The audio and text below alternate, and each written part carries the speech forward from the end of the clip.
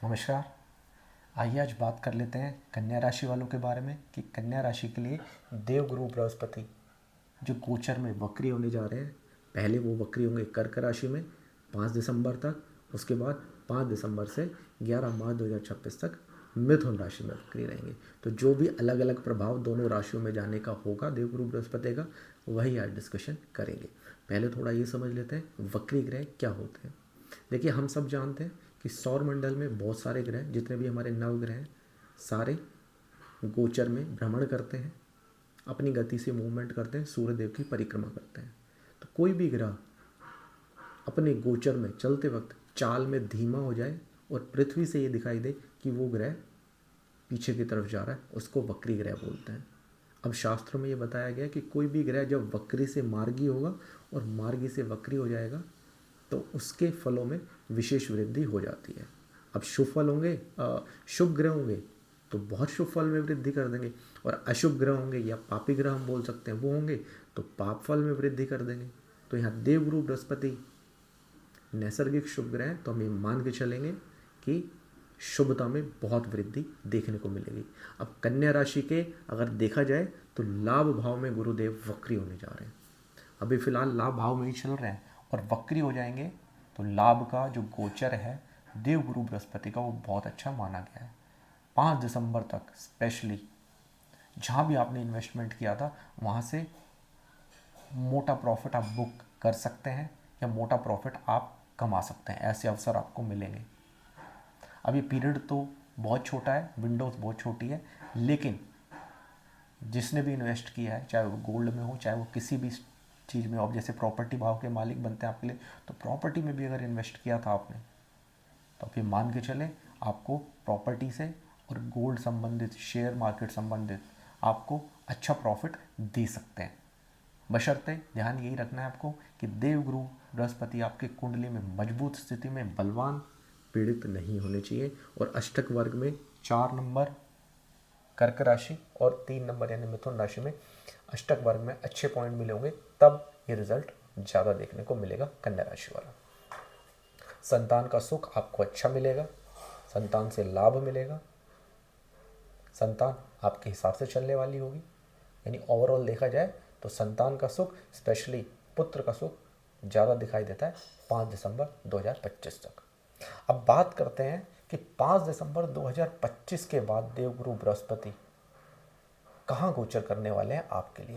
देखिए, देवगुरु बृहस्पति आपके लिए आपके प्रोफेशन हाउस में गोचर करेंगे। अब ये 10वां गोचर है देवगुरु बृहस्पति का, और यहाँ ये मिथुन राशि से गोचर करेंगे, यानी मिथुन राशि में वक्री होकर गोचर करेंगे। तो आपको क्या समझना चाहिए कन्या राशि वालों, क्योंकि यहाँ ये पूरा फोकस आपके करियर, आपके प्रोफेशन पे डालने वाले हैं, आपके बिजनेस पे डालने वाले हैं, यानी सोर्स ऑफ अर्निंग जो भी आपकी है वहाँ देवगुरु बृहस्पति बहुत डिटेल में एनालिसिस करेंगे कि आपके साथ क्या करना है, आपको फल क्या देना है। अब देखिए, आपके कुंडली में अगर देवगुरु बृहस्पति कमजोर स्थिति में हुए, अशुभ ग्रह से पीड़ित हुए, अस्त स्थिति में हुए, तो वहाँ देवगुरु बृहस्पति और अष्टक वर्ग भी देख लीजिएगा, ये 3 नंबर में अगर आपको 0, 1, 2 या 3, 4 से जितने पॉइंट कम मिले होंगे, फिर वहाँ ये देवगुरु बृहस्पति अच्छा फल बिल्कुल नहीं कर पाएंगे, ये मान के चलिए। फिर उस केस में क्या हो जाएगा, उस स्थिति में ये हो सकता है कि आपकी जॉब भी चली जाए, या जहाँ जॉब में आपको अप्रेजल या प्रमोशन या इंक्रीमेंट होना था, आपकी आशा रह जाएगी, आप उम्मीद करते रह जाओगे लेकिन होगी नहीं। लेकिन अगर देवगुरु बृहस्पति की आपकी पत्रिका में कन्या राशि वालों स्थिति बहुत अच्छी है, शुभ ग्रहों के साथ है और शुभ भावों के स्वामी हैं, और 3 नंबर यानी मिथुन राशि में अष्टक वर्ग में 4 से ऊपर अंक मिले हैं, तो आप ये बिल्कुल मान के चलें कि आप जो प्रमोशन डिजर्व करते हो वो आपको मिलेगा, जो आप अप्रेजल इंक्रीमेंट डिजर्व करते हो आपको मिलेगा। मान सम्मान आपको अपने करियर में मिलेगा, आपका बॉस आपके कार्य को, जो भी आप मेहनत करते हैं अपने वर्क में, काम में, उसको सराहा जाएगा, उसको आपको क्रेडिट मिलेगा उस चीज़ का। कोई भी माननीय सम्मानित व्यक्ति आपके साथ जुड़ सकता है। अब वो हो सकता है सरकार में हो, कहीं राजनीतिक पार्टी का हो, या आपके परिवार में कोई अच्छे ओहदे पे हो, ये भी हो सकता है। तो वो आपसे जुड़ेंगे, आपसे राय लेंगे और आपको अपने ग्रुप में रखना पसंद करेंगे। अब यहाँ देवगुरु बृहस्पति बैठ के सीधा आपके धन भाव को दृष्टि देंगे, तो आपके करियर में प्रमोशन, अप्रेजल, अच्छा इंक्रीमेंट, अच्छा धन इकट्ठा करने के योग बन रहे हैं। हो सकता है आप दूसरी कोई जॉब स्विच कर लो और वहाँ जॉब पे आपको अच्छा प्रमोशन हो, आपका पैकेज 50 to 100% ही जंप कर जाए, इतना भी हो सकता है। ऐसा नहीं है कि कोई आपको जॉब से निकालेगा तब होगा, नहीं, आपको खुद ही ऐसा ऑफर सामने से आ सकता है, क्योंकि आपका 10th भाव एक्टिव रहेगा। और अगर गुरु की दशा अंतरदशा हुई तो आप मान के चलो करियर में प्रोग्रेस होने ही वाला है। बिजनेस करते हो तो बिजनेस में क्लाइंट्स बढ़ने वाले हैं, सेल्स बढ़ने वाली है, ओवरऑल आपका प्रॉफिट भी बढ़ जाएगा।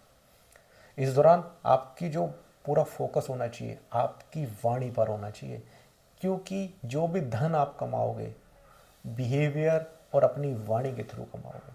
आपकी वाणी तय करेगी कि आपको पैसा कितना आएगा। इसलिए 5 दिसंबर 2025 से लेकर 11 मार्च 2026 तक ऐसी वाणी रखनी है आपको, ऐसी आपकी जुबान होनी चाहिए कि लोग आपसे इंप्रेस हो जाएं, लोग आपको अपने सर्कल में रखना पसंद करें, लोग आपको अपनी टीम में रखना पसंद करें। ये ध्यान रखना है आपको। आपकी वाणी आपको बहुत क्रेडिट दिलाएगी, मान सम्मान आपकी वाणी ही दिलाएगी।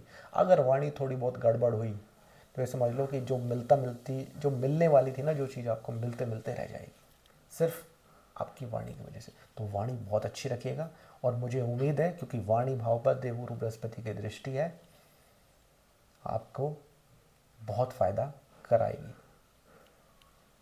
अब कुटुंब में भी कोई ना कोई वृद्धि या कुटुंब में सुख जरूर आएगा।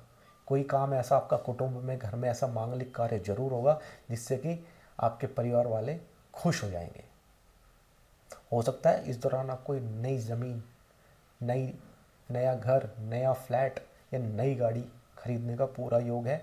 अगर खरीदने की सोच रहे थे तो बिल्कुल खरीद सकते हैं। यहाँ देवगुरु बृहस्पति अपनी दृष्टि से आपको अच्छी गाड़ी, अच्छा मकान, सभी का सुख दिलाएंगे। माता के साथ रिलेशन बहुत अच्छे होंगे।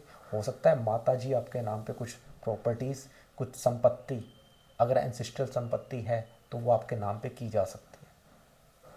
हो सकता है आप कहीं पर जॉब करते हो आउट ऑफ द स्टेट, तो आपकी जॉब ही अब आपके स्टेट में लग जाए, आपकी होमलैंड में लग जाए, और आपको अपने घर पर वापस आने का मौका मिल जाए।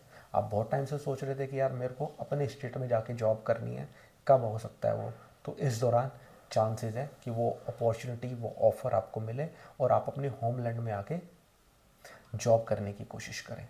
नौकरी आपको यहाँ मिल सकती है। एक घर है आपके पास, एक गाड़ी है, तो हो सकता है अब आप अपने, अगर फाइनेंशियल सिचुएशन आपकी बहुत अच्छी है तो आप 2 3 4 घर और ख़रीद लें, 2 से 3 4 गाड़ी आप और ख़रीद लें। तो सुखों में, साधनों में आपकी वृद्धि निश्चित रूप से दिखाई देती है कन्या राशि वालों। मन तो एटलीस्ट आपका करेगा ही करेगा कि क्यों ना एक घर और ख़रीद लिया जाए, क्यों ना एक गाड़ी और ख़रीद ली जाए, मन तो बिल्कुल करेगा आपका। अगर आप राजनीति में हो, पॉलिटिशियन हो, सामाजिक कार्यकर्ता हो, तो आपको जनता का सपोर्ट मिलेगा ही मिलेगा।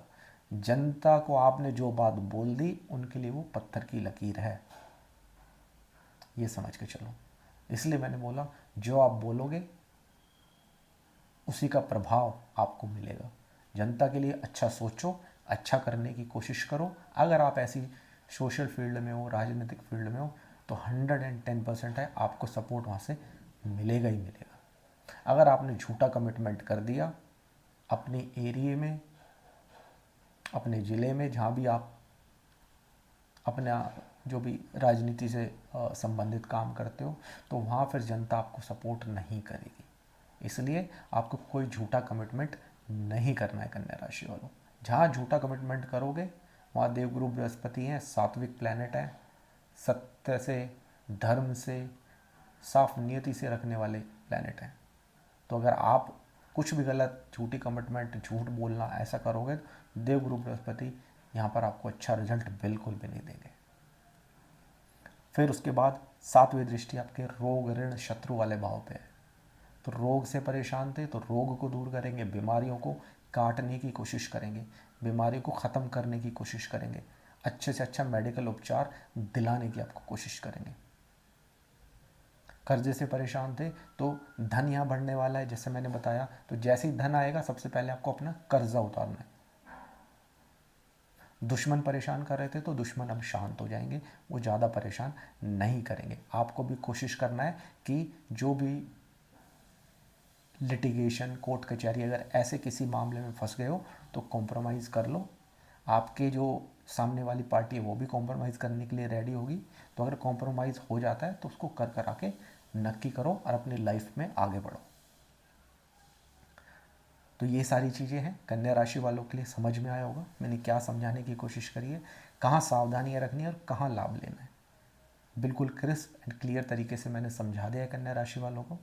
आशा करता हूँ आपको समझ आया होगा।